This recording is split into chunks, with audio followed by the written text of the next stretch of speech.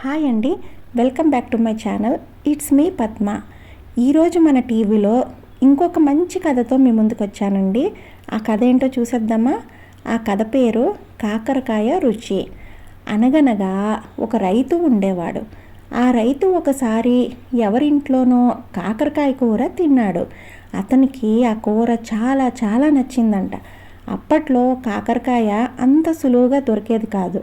అందుకనే కష్టపడి విత్తనాలు సంపాదించి అవి నాటి కాకరపాదుని భద్రంగా కాపాడుకుంటూ పెంచి చివరకు 3 కాకరకాయలు పండించాడు.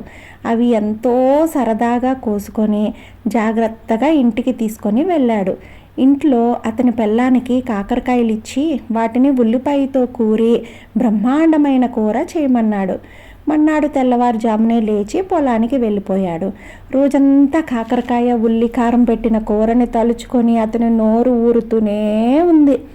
ఎప్పుడెప్పుడు ఇంటికి వెళ్దామా, ఎప్పుడు కూర తిందామా అని ఆరాటపడుతూనే ఉన్నాడు. ఇలా ఉండగా అతని పెళ్ళాం బూర్లముకుల్లో మంచిగా నూనె వేసి ఉల్లికారం పెట్టిన కాకరకాయలు వేయించడం మొదలుపెట్టింది. ఆ వేగుతున్న కాకరకాయలు నూనెలో బుసబుసలు ఆడుతూ మహా మంచి సువాసన వస్తున్నాయి.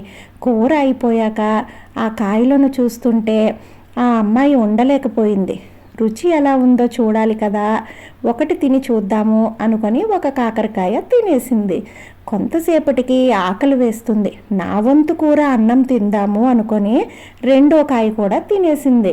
మొత్తానికి పొలం పనులు పూర్తి చేసుకొని రైతు కాకరకాయ కలలు కంటూ ఇంటికి చేరుకున్నాడు.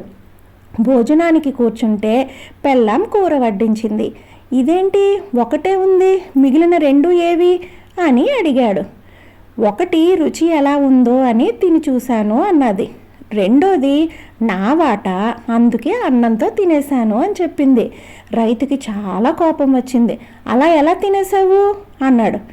ఇలా అని 3వది కూడా నోట్లో వేసుకొని తినేసింది. అలా ఉంటుంది ఈ కాకరకాయతో. ఈ కథ మీకు నచ్చిందా? ఈ కథ నచ్చినట్లయితే please like, share and subscribe my channel and keep supporting me. Thank you.